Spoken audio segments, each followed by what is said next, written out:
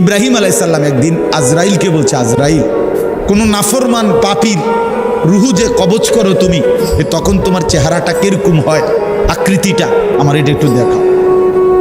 হযরত ইব্রাহিম আলাইহিস সালামকে আজরাইল বলছে, আল্লাহর কসম হে নবী, আপনি সহ্য করতে পারতেন না, আপনি এটা দেখতে চাইেন না। ইব্রাহিম আলাইহিস সালাম বললেন, না, আমার একটু হলেও দেখাও। তো আজরাইল এই বিভৎস আকৃতি, মানে নাফরমানের জান কবজ করার সময় ওনার যে চেহারার আকৃতি হয়, এই চেহারাটা ধরে ইব্রাহিম আলাইহিস সালামকে দেখাইলেন। বিশ্বাস করেন, এই কিতাবে আছে, ইমাম কুরতুবীর কিতাব। ইব্রাহিম আলাইহিস সালাম একটা চিৎকার মাইরা বেহুশ হয়ে গেছে। হুঁশ আসার পরে ইব্রাহিম আলাইহিস সালাম বললেন, আল্লাহর কসম, আয় আল্লাহ, মালিক আপনার কসম, কবরের আযাব, জাহান্নামের আযাব কোনো নাফরমানের জন্য কিছুই লাগবে না, শুধু আজরাইলের এই ভয়ানক দৃশ্য জান কবজের সময় একবার দেখলেই তার সারা জিন্দেগির নাফরমানির শাস্তির জন্য এটাই যথেষ্ট। বন্ধু আমার, কষ্ট হবে, ছেলেরা নষ্ট হইয়া শেষ পর্যন্ত কিন্তু খুব বেশি আগাইতে পারতাম। এই জন্য আজকে যারা বসছে সবার কাছে অনুরোধ করি, আমরা আল্লাহ এবং রসুলের আনুগত্য, ইসলামের দিকে ফিরে আসা, এইটা আমাদের মধ্যে নিরাপত্তা, এটার মধ্যেই আমাদের মুক্তি, দুনিয়ার শান্তি, আখিরাতের শান্তি। যেই যুবকরা আয়োজন করেছে, ভাই তোমাদের কাছে অনুরোধ, চেহারা, সুরত, চলন বলন সুন্দর করে, যারা দাড়ি রাখেন না, হিম্মত করে দাড়ি রাখেন, হিম্মত করেন যে ইনশাআল্লাহ দাড়ি রাখবেন। দাড়ি না রাখা এটা কিন্তু অনেক বড় অপরাধ।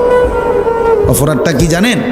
অপরাধটা হলো, যে ব্যক্তি দাড়ি কাটে নিয়মিত, আমার কাছে মনে হয় সে আল্লাহর সাথে বিদ্রোহ করে এবং আল্লাহকে বলে ডাইরেক্ট যে হে খোদা, আপনি দিবেন আমি কাটব, আপনি দিবেন আমি কাটব, আপনি দিবেন আমি কাটব, আমি বেড়া হইলে আপনি খোদারে দেখায় দিব, আপনি দিতেন পারেন কতক্ষণ, আমি কাটতে পারি। তো আল্লাহও যেন বলে, বান্দা কাটতে থাকো, আসতে থাকো, কাটতে কাটতে একদিন তো আমার কবরে আইবা, তখন প্রথম রাতে, প্রথম ঘন্টায় টাঙ্গাইয়া যখন ফিটমু, তখন বুঝবা। মাতবুরি ছুটাই দেবো তোমার প্রথম ঘন্টাতে, দেব কবরের প্রথম ঘন্টা, হাত্তা তাখতালিফা আদলা। আল্লাহ নবী বলেছেন, কবর যখন প্রথম মিনিট নাফরমানকে কবরে একটা চাপ দিবে, তো ডান পাশের মাটি বাম দিকের মাটি ডান দিকে, মানে ডান পাঁজরের হাড্ডি ভাঙ্গা চুরা এই পাশে চলে যাবে, এই পাশের হাড্ডি ভাঙ্গা এই পাশে চলে যাবে। 1 মিনিটে নাফরমান সোজা চুরচুর হয়ে যায়। অহংকার করবে না, মাতবুরি দেখাইও না, সবাইরে বললাম, কেউ বড়াই করেন।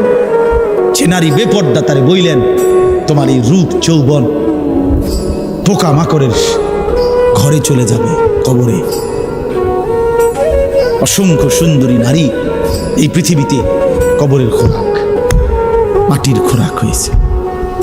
আল্লাহ তাআলা আমাদের সবাইকে তৌফিক দান করেন।